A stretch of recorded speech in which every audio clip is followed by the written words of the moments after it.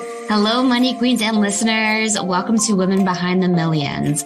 Let's meet the women behind the millionaires, the women supporting, guiding, celebrating women with their wealth.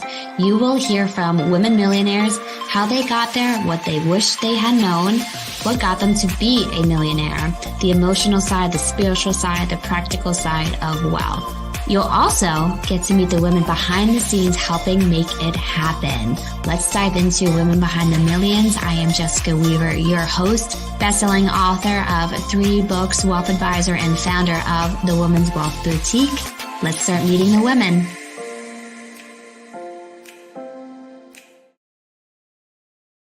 Hello, ladies! Welcome to Women Behind the Millions. Hello, welcome, money queens, to tonight's episode.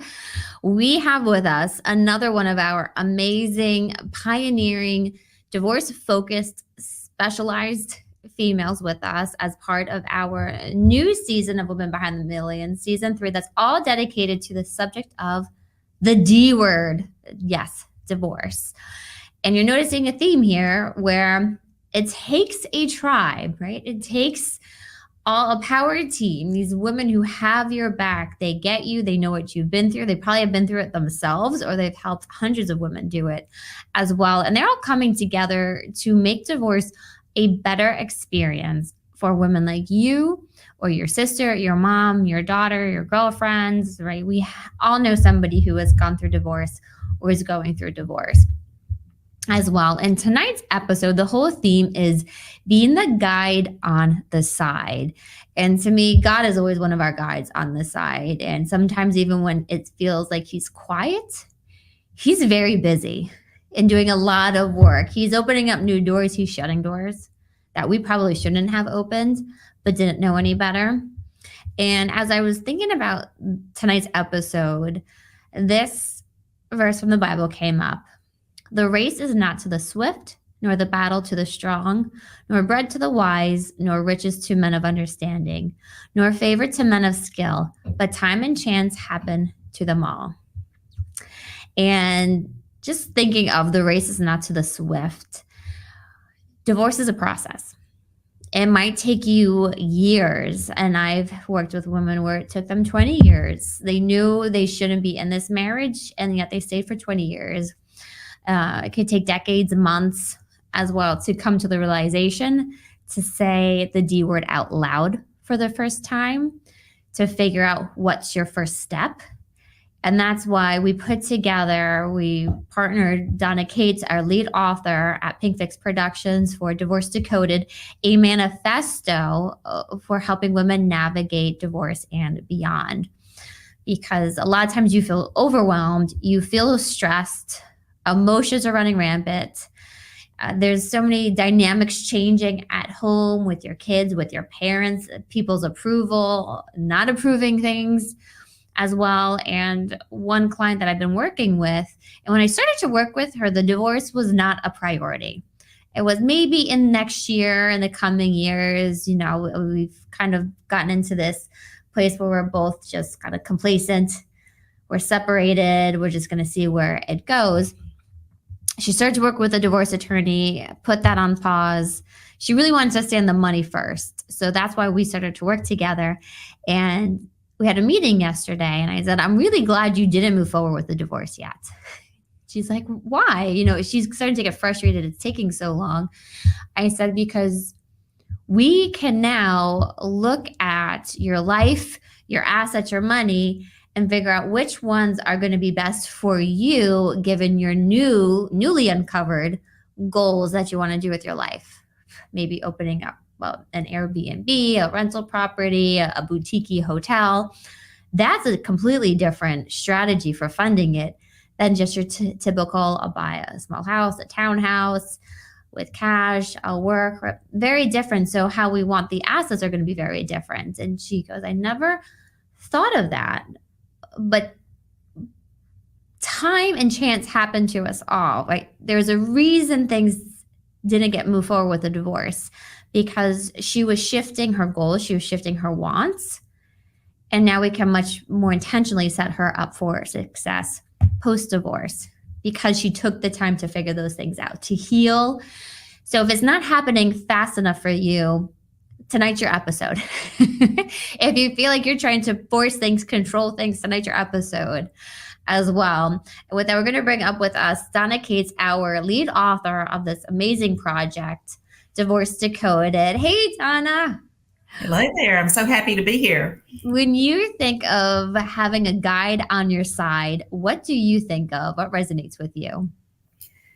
The thing that comes to mind immediately is having a team that has experience with the things that I don't even know that I need to know. So having that guide, and that's part of why we're doing this book. We don't know what we need to know. So we're pulling together all of these sharp professional women who do know all of the details and the moving pieces. So yeah, but what you said too, with God being our guide, always there, always shutting doors. We may not understand it in the moment, but things that happen to us happen for a reason. And I truly believe we keep getting the same lesson and experience over and over until we do understand it. Yes. Why this lesson again, God? Why? I thought I figured it out, and there's a whole nother layer of healing or a lesson to be learned as well. But that's the beauty of this book, because so many of the women have gone through divorce themselves, or they've helped hundreds of women go through it. They've heard the stories, and those are the lessons. So if you can learn it and then teach me, instead of me having to go through it again and again, so much better. And to raise every woman up around it. And I like that you use the word sharp. These are very sharp women, Donna, that we brought together. Amazing energy, and all very heart-led, mission-led women too.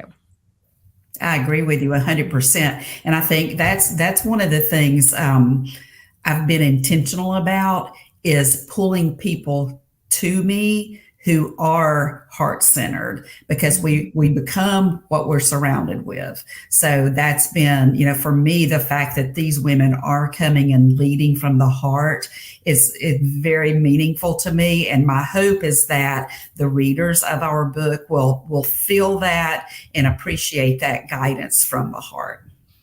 Yeah, and especially when you think of divorce, like, oh, they've got the attorneys, all the attorney fees, I'm bleeding money left and right. You have 2 households to pay for.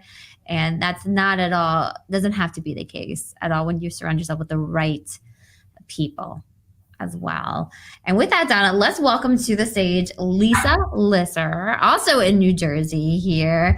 Lisa is a CDC certified divorce coach.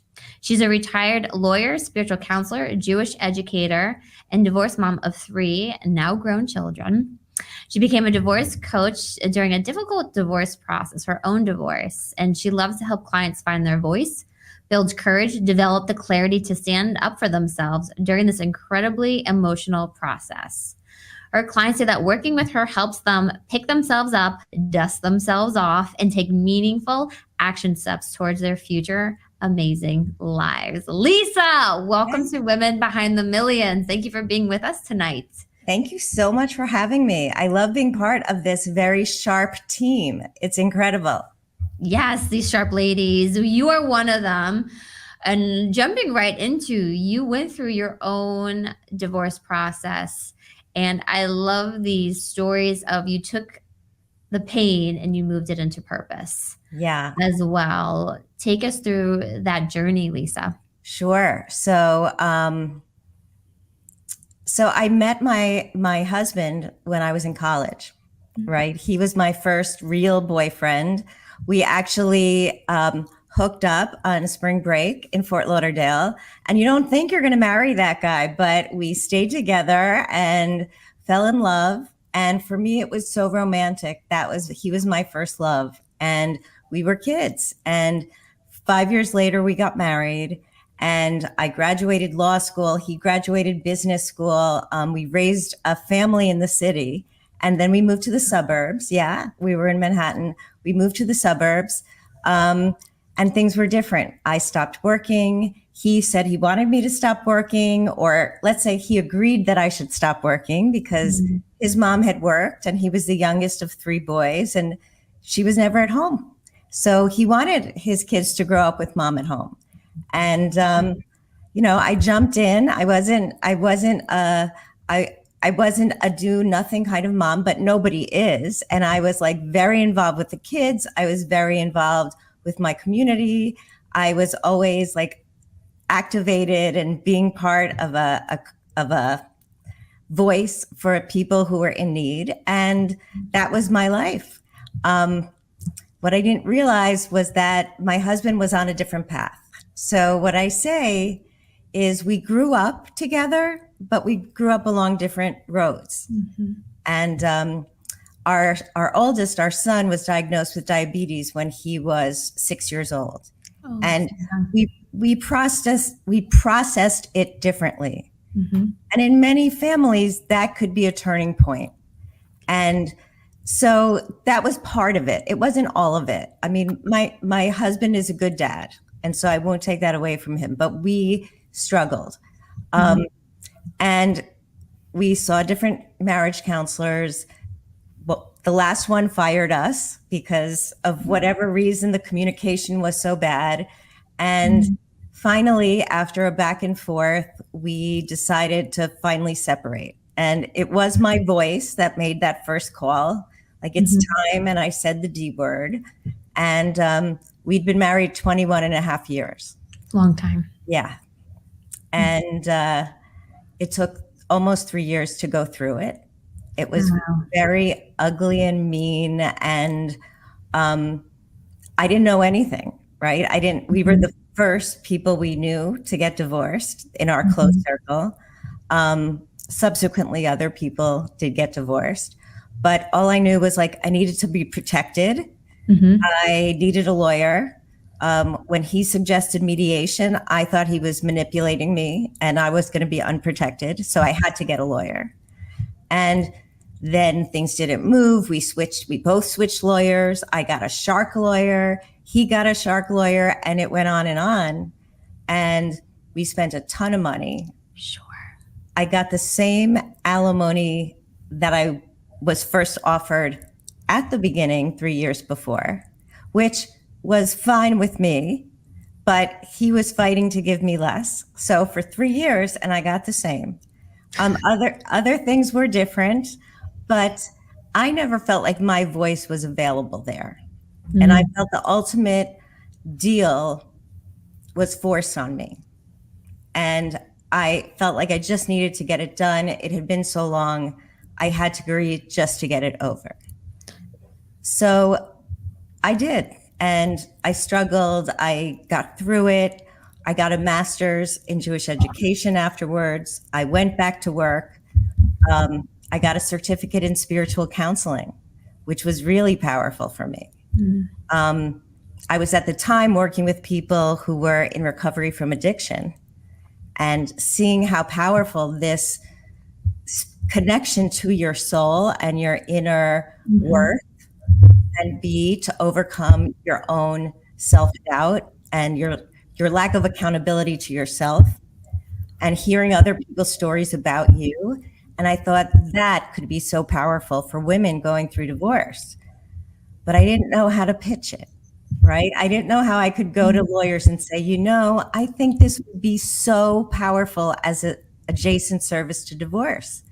I thought they would look at me and roll their eyes. So I sat on it. I sat on this idea.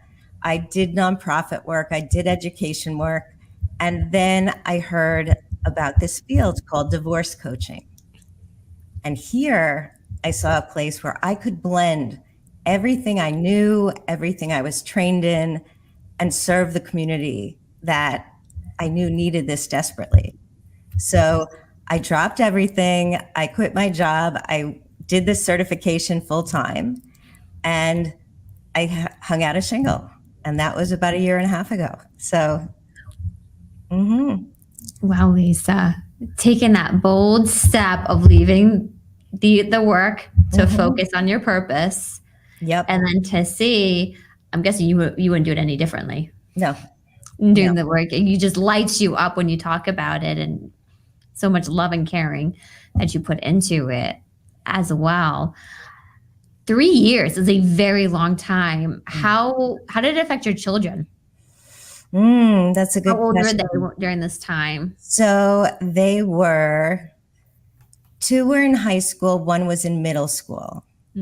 By the time we were divorced, one was in college, one was graduating high school, and one was a freshman in high school. Wow, big moments of their lives. Yeah. I mean, we went through during the divorce process, we went through a bat mitzvah and trying to figure that out. And,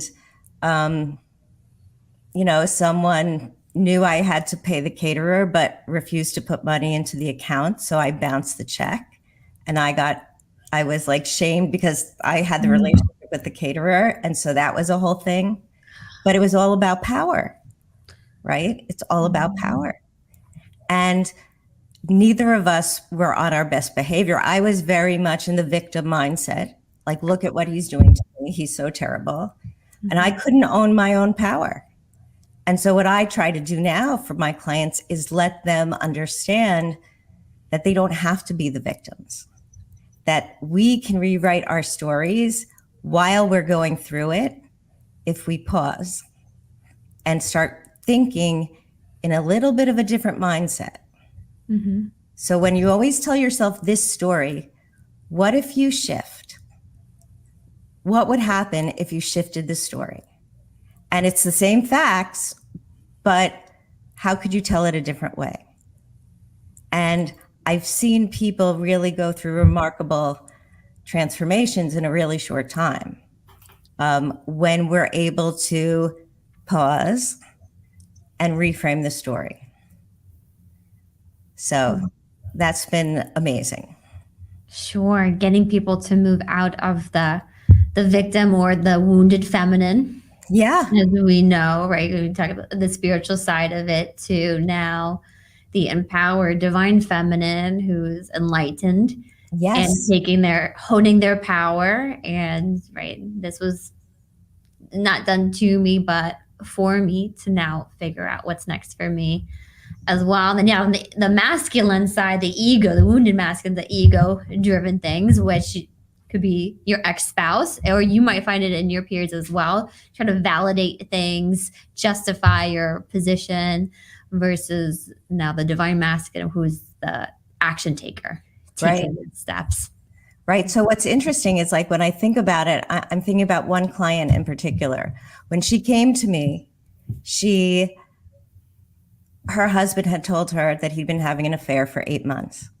She came to me after 10 months when she was like in the darkest hole and she didn't know what to do. She was like, she was so devastated because they'd been married 32 years. They also met in college. And she was waiting for him to make a decision. Did he want to stay in the marriage or did he want to leave? But she just said, he won't make a decision. He won't make a decision. And I offered her the opportunity to be the decision maker. And she hadn't really thought about that. Wow. And that was powerful, right? Huge shift in the dynamic. Right? Like, I wanted to give you an example because sometimes when you say changing the story, well, how can I change the story? But what if you're the decision maker? It's huge. Yes. It just takes that guide on the side to make a suggestion that you never thought of. I love that. Do you see most people and most women, are they open to that in the beginning, or is there some work that you do with them to get them open to? You definitely have to do some work. So part of the work that I do is I take people back, not to their childhood issues, but to their childhood strengths or their college strengths. So, like, I like that. What were you like when you felt like you were in your power, when you were in college and you had an adventurous life? Or tell me what you were like before you met your husband. And for this woman, her family traveled all the time and she always had to make new friends. And like, that was a great strength. Yeah. she traveled and she went back and forth to Europe, and she knew different languages. And she had all of these incredible talents that she had forgotten about. And so we talked about that. And as we talked about it, she remembered.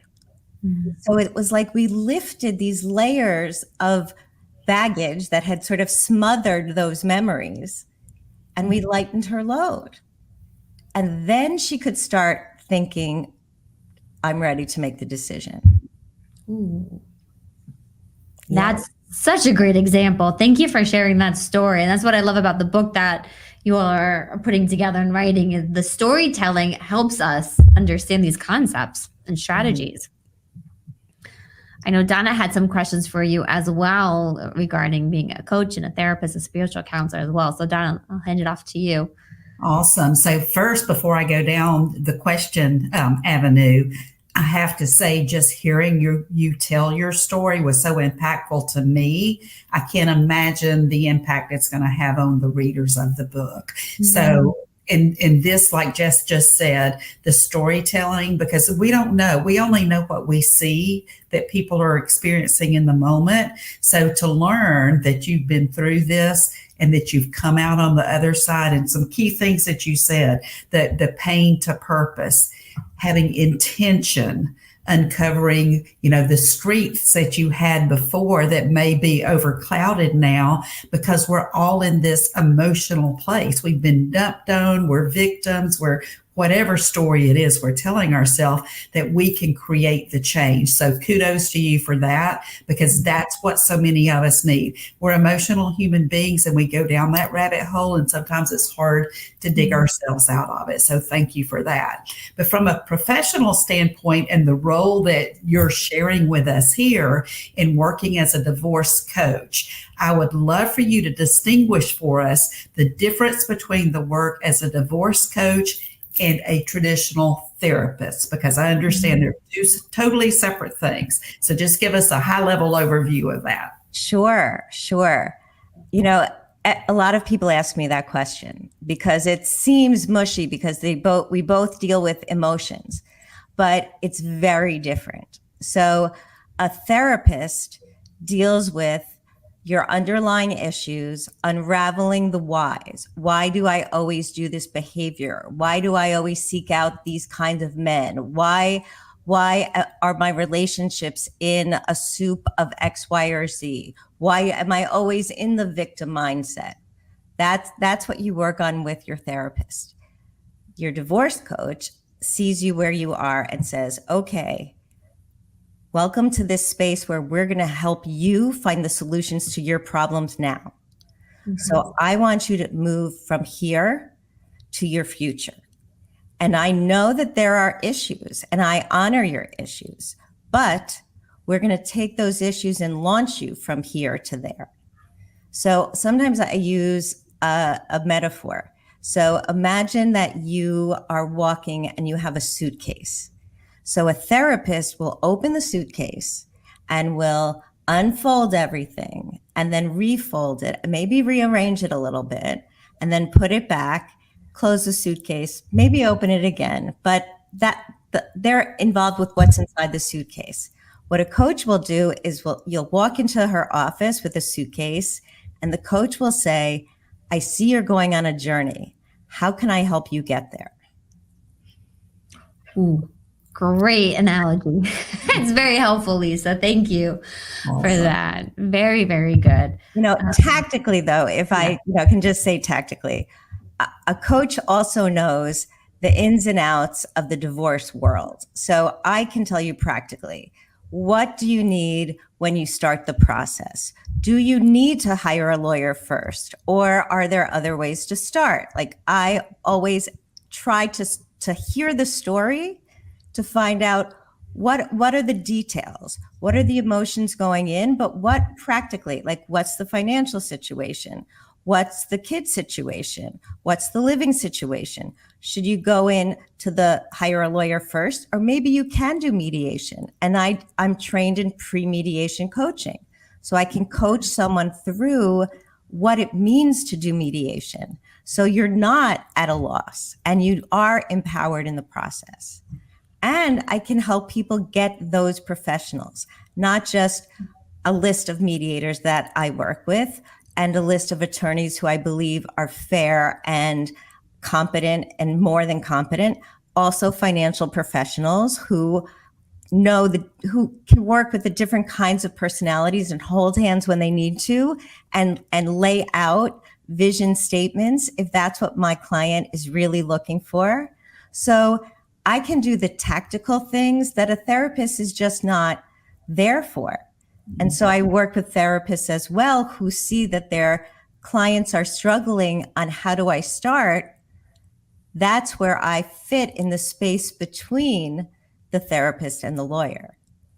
Ooh, I love that use of the term, the space between. That's perfect. And I know from your story that you have a period of the spiritual growth, the education that you did, and you have incorporated your spiritual experience into your counseling / coaching. Can you speak a little bit about how you are different from the traditional divorce coach because of that spiritual focus? So I think that everyone has their own personal authenticity. So for me, the spirituality is just embedded in how I speak and what I talk about, right? Like it's just part of my vocabulary. So, you know, Jessica, when you started with text, like I'm thinking of the text that I use. So one text that always speaks to me in the Bible is love your neighbor as yourself. And what's embedded in that we don't always think about is this determination. We need to learn how to love ourselves. And so I tell all my clients, let's work on that because we forget how when we're in divorce and we can only see darkness. So I work through with that spiritual focus is always at the pinnacle of my thought process. I need to teach my clients how to love themselves again. So that's a big part of it. And then again, with Jessica, like it's coming through, like everything takes time. So I was thinking of a text to use at the beginning of my chapter. And the text that came to mind was from Ecclesiastes, which is for everything there is a season and a time for every purpose under heaven. So love that one. We're going to have hard times and then we're going to have better times. Mm-hmm. So that's what I share as well. We have to go through this process, which is not going to be easier. I can help make it easier, but it's not going to be a piece of cake. But at the end, there's light. So that's beautiful, Lisa. Beautiful. And as you said, light, that's exactly how we want the readers to feel at the end of the book is there is this light and they're finding their own light and letting it shine out bigger and brighter, more and more. As we're coming up towards the end of this portion of our show, Lisa, you wrote in here, designing your divorce mission statement and vision statement. I would love for you to take us through what this looks like. And if you have an example, that is even better. Amazing. Okay. So we often just want to get out, right? We're in divorce. Mm-hmm. We have been afraid to take that first step. And then we do. And then we are in sort of a swirl of fear. We don't know what's next. We don't know where we're going. And so what I like to do with clients is try to help them think about what they imagine could be next. So what is their vision for the future? So that could be, let's dream some big dreams. And they may be so afraid of doing that it feels impossible. But I ask them to just get curious, just try to dream big when maybe they've been feeling so tight and so tied up that they haven't been able to loosen those bonds and think outside of what they know. Mm-hmm. So this is an opportunity to think bigger. But also, I try and help my clients remember who they are when they're at their best. So we have some exercises so they can remember who they are when they're their best self. So I do that exercise with most of my clients where we look at what are the qualities that you envision in those people you look up to. And then we look at those qualities, and if you can see those qualities, you can be those qualities. So we decide, if I look back on this divorce, what do I want to remember about how I was? What do I want people to remember about me? What do I want my kids to remember? You know, there were definitely times I was not on my best behavior. And I know my kids remember that. Now, I'd like them to have a little grace for me, but now that they're adults, maybe they can. But you know what I mean? It's like we're not always on our best behavior, but we can aspire to be on our best behavior. So that's what it is to have a vision and to have a mission. We aspire to those things. And if we have a place that is our target, then we're much more likely to get there. If we don't know where we're going, then we're never going to get there. So let's have a target, and then we have a place to get to. That is so beautiful. I mean, to think, you're right. You're going through the divorce, like, let me just get through it, get as much as I'm entitled to, push through, get it on and over with. And it can be so much more than that. Yeah. Too, and taking into account the children, and for you to be so vulnerable to share that you weren't at your best. Allowing women know, like, there are going to be those moments, and that's okay to have those moments. But to strive for more and to really grow and build from the experience is such a different perspective on divorce. It's so refreshing to hear, right, Donna? Yes, absolutely. And I kind of liken it to, when we're working with people from a financial perspective, and we're always saying, how are you going to get where you want to be if you don't have a game plan? Same thing. We're not talking money, we're talking your life. So very impactful. Right. And I do it in a non-judgmental way because we can tell, Lisa. Yeah. We have to, right? Like I remember one of the times that I was going through the marriage counseling, and the counselor met with each of us separately. And she was like hammering me because I wasn't aware of all of our finances. And you know as well as I do that many women leave that to the husbands. He was in finance. He was supposed to be the one who was responsible for that. Now, I know now to tell all my clients, let's work on that and become educated.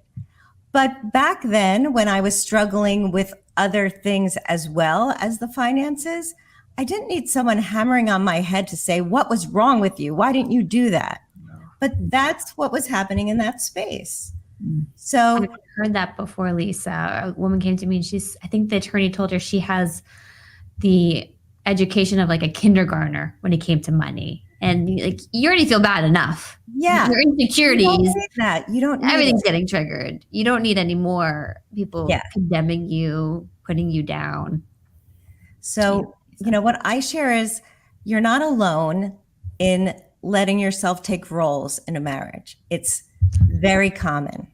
Yeah. Especially being married for so long, you just fall into these roles. Yeah. And you become complacent in these roles, and you're so busy in all these different other areas of your life as well. And in some ways, for that marriage, it worked until it didn't work, right? It worked until it didn't work. And so you get used to things. And in a divorce, you have to start taking care of yourself. So now all of a sudden, being educated is so much more important. So what I do is help people learn how to educate themselves and where to look and how to get there. So that's also part of the visioning. I want to be in charge of my future. Yeah, taking the power back and taking care of themselves. He's very much an advocate, an evangelist. That term's been coming up more and more. I've been noticing people on LinkedIn, they're like a tech evangelist. I'm like, that's a great term for women to come in and lift each other up as well for it. Well, Lisa, here she is, ladies. I don't know, it's covering her face, but Lisa Lisser, she LDL coaching. She is incredible. We're going to take a quick break. Stay with us because you want to hear her trend. You want to hear her tip. And then backing up off of something that she talked about in her segment, right? Those traits of the people that you look up to. We're going to do a really amazing exercise to get the ball rolling for all of our viewers as well. So we'll see you in a bit. Women are born connectors. Yes, we'd love to talk. We are comfortable crying around each other. But this is also what makes us real. We embrace being vulnerable with one another, and this dismantles that wall, the barrier that separates us from our clients. We aren't intimidating, we are real and honest. We aren't here to judge you, we are here to guide you. Women seeking their own healing from the traumas of life. We focus on personal growth because if we grow, everyone around us will grow. That's how it works with women. That's how it works at the Women's Wealth Boutique. We bring everyone up with us. I'm grateful for the men in our lives to embrace this quality in us, who are comfortable in their own skin to take a step back so we can shine. I'm so thankful for the blessing of my own husband who lets my pink light shine all over. We work with and support all women in the financial industry at the Women's Wealth Boutique, female advisors, professionals, investors, and clients.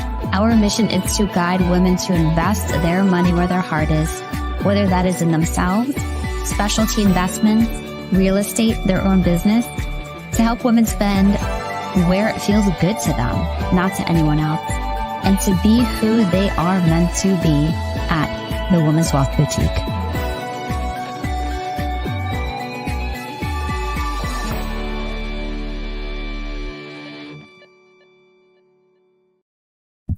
All right, ladies, we are back for the segment of this show where Lisa, who founder of LZL Coaching, our divorce coach and Divorce Decoded, the D word, double D's here, is going to share with us her divorce trend, something that she's been noticing going on with divorce, with women. Lisa, what do you have for us today? Okay, so I think the divorce trend I'm noticing is that people are starting to get open-minded about hiring divorce coaches, that they're starting to hear that there's something else out there before making divorce lawyers their first stop. Ooh, yes. And that's new and that's exciting because it's going to save time, money, emotions, and future. It's just, potentially relationships. Yeah. They bring in the kids. And what I also know about this is that if you stop at the divorce coach first, your next stop isn't necessarily divorce. Because when I talk to you, I ask questions about what brings you here. Mm-hmm. And we go deep to find out what are the struggles, what is getting you stuck. And sometimes we uncover things that you didn't realize were going on. And we realize that maybe you don't need to get divorced. Maybe there's something else. Wow. That is a huge difference of walking through things first and uncovering, being more open-minded as well. Wow. You kind of stunned me with that one, Lisa. Working with a divorce coach means divorce might not be your next stop. Yeah. On it. Whereas when you go to that attorney, I mean, that train's now it's taken off. Yeah. The retainer's paid, the billing hours are started. And sometimes it feels like a runaway train and you don't know how to stop it. Right. Either. Right. So taking that moment. Oh, amazing. Are you noticing this as well, Donna? More people working with divorce coaches, being open-minded to it? Yes, absolutely. And I think anybody can tell when someone's had that extra support when they're talking with, whether it's somebody like us, the certified divorce financial analyst, or the divorce attorneys. They come in so much more centered and prepared, and they're not making rational or irrational emotional decisions. They're just so much more centered. So the other trend that I'm seeing that goes along with people hiring divorce coaches before they actually start the process is being more open to mediation now. So that's a big trend, because everybody used to say hire the big bulldog attorney, but now we're taking a step back and saying, okay, what are the alternatives? There's a better way to do this. Let's build out that support team and do this in a smart, logical, and less emotional manner. Yes. I mean, if you really think about it from an economic standpoint, let's even take the strategic away.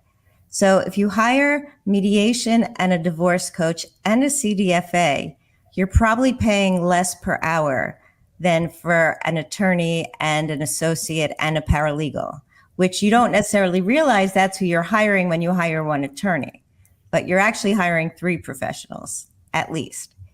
So it's all economically better, and your time is less because and you're in control.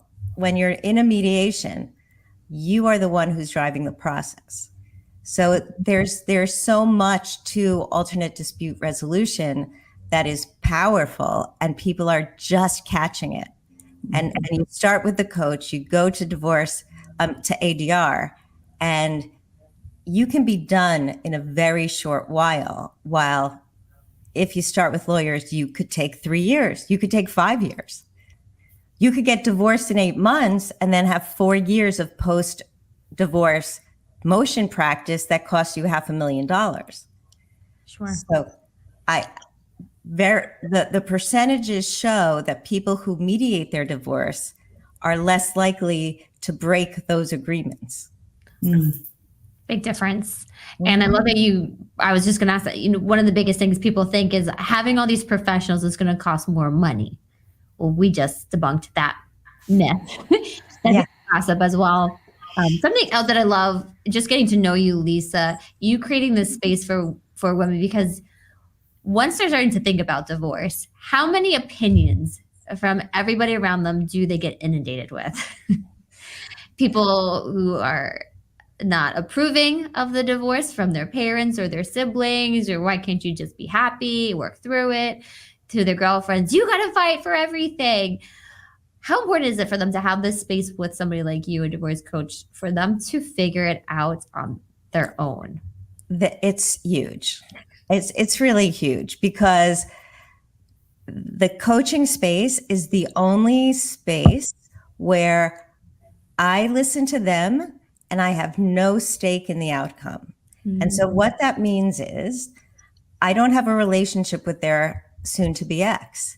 So I don't have a personal vendetta against them, or I don't have a relationship with them that I'm going to miss afterwards. Like, I had an interesting situation where someone who was related to me was on my team, but also was sad about losing the relationship with my ex-husband. Sure. And they were conflicted. It was hard. And even though they were on my team, it didn't always feel that way. So that was hard. Yeah. And it's not because of lack of love. It's just because it's complicated. So having a coach that the only goal of the coach is to get you through it is really powerful. Oh, sure. I mean, that'll tease us up for your divorce tip. What is that thing that go-to advice, guidance that you give any woman who's going through a divorce? Pause. The power of the pause. The power of the pause. And, it might sound counterintuitive. It's like, what are the top 5 things? And my top thing is pause. Yes, you want to move forward, but let's think. So that's why I always ask questions, and I always get curious, and I ask my clients to get curious. So before you throw out their clothes, pause and think about what are the ramifications of you throwing out their clothes. Like, you may get a lot of physical pleasure from it, right? There may be some adrenaline rush. But if it's the week before motion practice, maybe strategically it's not a good idea, right? If it's the week before he's going on a ski trip and he needs his ski jacket that he's left in your house for a year and a half, and you're saying in your head, well, they say if you don't wear something for a year, you don't need it. You know, there could be something that blows up there. But pause. I think it's really valuable. And even with my clients, if I remind them to breathe, they thank me. So taking a deep breath can really help. You know, the whole counting to 10 thing, it works. It makes sense. And a big difference between pausing and procrastination. Yes, right. Well, so pausing doesn't mean stopping. Pausing means take a breath and then take a step, right? So you don't stop. Pacing as well. Yeah. Yeah. You have to move forward. So I always give my clients at the end of a session action steps. So we have a whole discussion, but a coaching session begins with, what do you want the takeaway to be in this session? We focus on that. And sure, we go in lots of directions. But for the last 10 or 15 minutes, we say, okay, so now that we've gotten here, what are your next steps? What are you going to do between now and when we meet next? And what do you think might get in your way? So we see, what are the obstacles getting it done? And then we plan out. So if the obstacle happens, how can you resolve that? Yes. Oh, very good. Very good, Lisa. Thank you so much. I want to go back to something you said in our first segment on women having to go back and almost finding their superhero traits, right? Those superpowers from when they were growing up. And you used such an amazing example of a woman who, she moved a lot. She's very cultural because she went over to Europe during periods, having to make new friends, very adaptable as well. And it made me think of, and I would love to give our viewers this tool for their toolkit, their divorce toolkit, their badass list. Yeah. It reminded me just of that. And this is a list that you keep on your phone, which is really important. So you have it accessible. And what you do is you write down from maybe your first steps of walking, the amazing things that you have accomplished that you are proud of throughout your entire life. And you'll start to notice how they built on one another, right? This TV show wouldn't have happened without my first book. My first book wouldn't have happened without that first blog that I wrote. It wouldn't have happened without going to the first women's conference that I went to that sparked the idea, right? And you see that it just kept building upon itself. But you write down until you can't think of anything else. But it's also a live list. So as things happen, like we had our amazing gala that Lisa and Donna were at last week, I need to add that to my badass list. But what you can do with this list is before you go into the mediator's office or in front of the judge or dealing with your ex, you read through your list. Before you get on stage to speak, before that client meeting, before that next sale or that interview, so many women going through after divorce, getting a job for the first time, you go through that list and you just pick yourself up a little bit higher because of it. So I think every woman needs to have their badass list. And if you have trouble, get that friend, that hype friend who hypes you up, sees you as you're supposed to see yourself. As you said earlier, Lisa, to love yourself. We need to learn how to love ourselves. And this list can help with that as well for it. Now, Lisa, we have one more question for you from one of our co-owners of Pink Fix Production. What makes you a woman behind the millions? What makes me a woman behind the millions? Well, I think being inspired by the gorgeous women that are going to come after me. I want to be a leader so that they can see what they can accomplish at any time of their lives. So I have 2 daughters who are in their 20s and just launching their careers. And when I was their age, I became a lawyer. And then I stopped practicing law and I was a stay-at-home mom. And a lot of women I see look at themselves being out of workforce for a long time and are like, who would want me? I haven't worked in so long. Yeah. And to those women, I say, you can be a badass. I started a new career at 54, and then I started another new career at 56. And I feel so inspired to do it every single day. And it doesn't matter how old you are. So that's what makes me a woman behind the millions. Because great answer, Lisa. Being the trailblazer, the pioneer, and a lot of times the trailblazers and pioneers, they don't get a lot of credit, but it's because of people like you, Lisa, who, again, starting your own career, your own business, right after taking time off, that takes a lot of freaking courage. It does. Yeah. So for you showing that it can be done and you can do, and your passion too, it's so much better because it just lights you up. So thank you, Lisa, so much for being on Women Behind the Millions, being one of the Women Behind the Millions, one of our authors, featured authors in Divorce Decoded. Thank you, Donna, for being our co-host today on all of season 3 as well. Any last words, Donna? I want to take everybody on the journey today. We need to take a minute, that pause, and define, number 1, what our superpower is, claim it and put it out there. Share it with us on social media, wherever you like. That's the first step. And then the second step is to literally start that badass list, because every one of us are badasses and we need to remind that on a daily basis. So that's my homework for everybody. Awesome. I love the call to action. Thank you, ladies. Thank you, amazing viewers. We love you so much, and we will see you next week on Women Behind the Millions. Hey, money queens, looking to get your wealth to that next level, 7, 8, 9 figures? Follow us on Instagram at PinkFixMyMoney and at Women's Wealth Boutique for more millionaire